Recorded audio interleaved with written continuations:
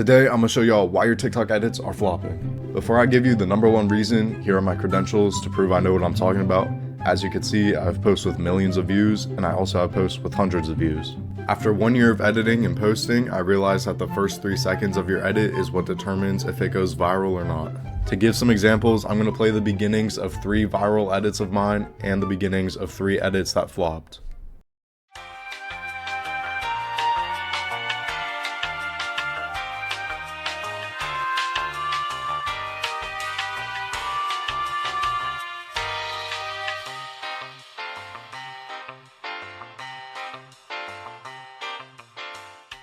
As you can see from those examples, all of the viral ones immediately catches your attention and makes you want to stay for the whole edit. In contrast, all of the flops have nothing going on in the first few seconds, which makes the viewer instantly want to swipe.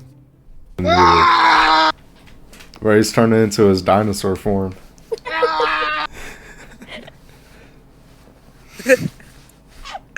Yo, he's like, his parts is turning femboy. He has to like, he's like transforming. It's like Ichigo.